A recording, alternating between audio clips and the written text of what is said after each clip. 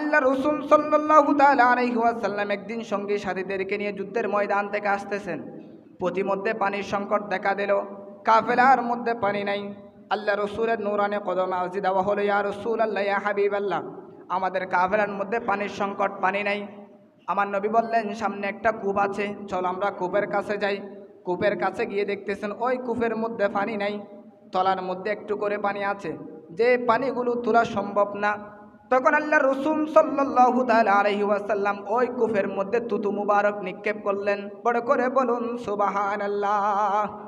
কি নিক্ষেপ করলেন? তুতু মুবারক নিক্ষেপ করলেন।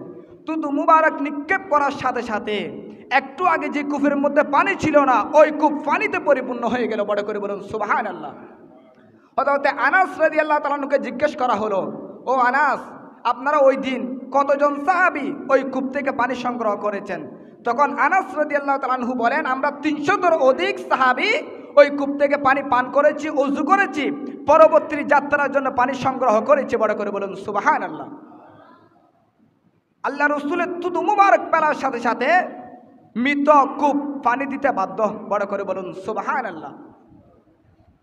শুধু তাই না, আল্লাহ রসুল সাল্লাল্লাহু তাআলা আলাইহি ওয়াসাল্লামের তুতু মুবারকের অনেক শান আজমত। খাইবার যুদ্ধের মধ্যে আল্লাহ রসুল সাল্লাল্লাহু তাআলা আলাইহি ওয়াসাল্লাম একদিন আগে ঘোষণা দিয়েছেন, ও আমার সাহাবারা শুনো শুনো, আগামীকাল খাইবার যুদ্ধ সংগঠিত হবে। ওই খাইবার যুদ্ধের মধ্যে আমি একজনকে সেনা প্রদান করব, একজনের হাতের মধ্যে আমি ঝান্ডা দেব। সকাল হতে হতে সাহাবায়ে কেরাম মদিনা শরীফের মধ্যে হাজির। ইয়া রাসূলুল্লাহ, ইয়া হাবিবাল্লাহ, আমরা হাজির, আজকে খাইবার যুদ্ধ সংগঠিত হবে। আপনি বলেছেন যে কোনো একজনকে আপনি সেনা প্রদান করবেন, আপনি পতাকা দিবেন, ঝান্ডা দেবেন, যার মাধ্যমে যুদ্ধ বিজয় হবে। ইয়া রাসূলুল্লাহ, ইয়া হাবিবাল্লাহ, আমরা এসেছি। তখন আমার নবী চতুর্দিকে তাকাচ্ছেন, দেখতেছেন সাইয়েদনা সিদ্দিক আকবর এসেছে, ওমর রাদিয়াল্লাহু তাআলা আনহু এসেছে, হযরতে উসমান রাদিয়াল্লাহু তাআলা আনহু এসেছে, কিন্তু মওলা আলী শের খুদাকে দেখে যাচ্ছে না। আমার নবী বলেন, ও আমার সাহাবারা, আমার আলী গেছে কই? আমার আলী কোথায়? তোমরা আমার আলীকে নিয়ে আসো।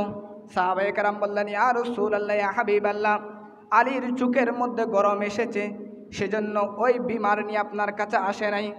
তখন আমার নবী বললেন, আমার আলীকে আমার কাছে নিয়ে আসো। হযরতে মওলা আলী শের খুদাকে আল্লাহ রাসূলের কাছে আনা হলো।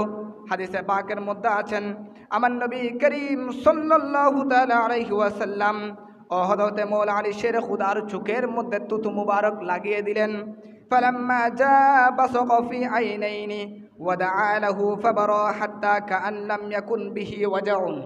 হাদিসে পাকের মধ্যে আছে, আমার নবী যখন হযরতে মওলা আলী শের খুদার চোখের মধ্যে তুতু মুবারক লাগিয়ে দিলেন, সাথে সাথে মওলা আলী শের খুদা সুস্থ হয়ে গেলেন। উচ্চ আওয়াজে বলুন সুবহানাল্লাহ। সাহাবায়ে কেরাম বলতেছেন, আমরা দেখলাম যে মওলা আলী শের খুদার চোখের মধ্যে তুতু মুবারক লাগানোর সাথে সাথে উনি এমনভাবে সুস্থ হয়ে গেল, মনে হচ্ছে যেন ওনার চোখের মধ্যে কোনো গরমও আসে নাই। বড় করে বলুন সুবহানাল্লাহ। সাহাবায়ে কেরাম বলতেছেন, আল্লাহ রসুলের তুতু মুবারক লাগিয়ে দেওয়ার সাথে সাথে হযরত আলী রাদিয়াল্লাহু তাআলা আনহু এমনভাবে সুস্থ হয়ে গিয়েছেন যে মনে হচ্ছে যেন ওনার চোখের মধ্যে কোনো রোগই হয় নাই, কোনো রোগও আসে নাই। বড় করে বলুন সুবহানাল্লাহ। আল্লাহ রসুল সাল্লাল্লাহু আলাইহি ওয়াসাল্লামের তুতু মুবারক লাগিয়ে দেওয়ার সাথে সাথে রোগ দুর্বিত হয়ে যায়। বড় করে বলুন সুবহানাল্লাহ। একটা যুদ্ধের মধ্যে একজন সাহাবী যুদ্ধ করতে করতে ওনার কাফেরের তরবারি এসে ওনার হাত দ্বিখণ্ডিত হয়ে গিয়েছে। উনি ওই দ্বিখণ্ডিত হাত নিয়ে, দুই ভাগ হাত নিয়ে আল্লাহ রসুলের দরবারে হাজির। ইয়া রাসূলুল্লাহ, আমি ইসলামের জন্য যুদ্ধ করতে করতে কাফেরের তরবারি আমার হাতের মধ্যে পড়েছে, আমার হাত দুই ভাগ হয়ে গিয়েছে। ইয়া রাসূলুল্লাহ, আমি আপনার কাছে শেফার জন্য এসেছি। তখন আমার নবী করিম সাল্লাল্লাহু আলাইহি ওয়াসাল্লাম ওই সাহাবীর বাঙ্গা হাতে যখন তুতু মুবারক লাগিয়ে দিলেন, সাথে সাথে ওই সাহাবীর বাঙ্গা হাত পরিপূর্ণ হয়ে গেল। বড় করে বলুন সুবহানাল্লাহ।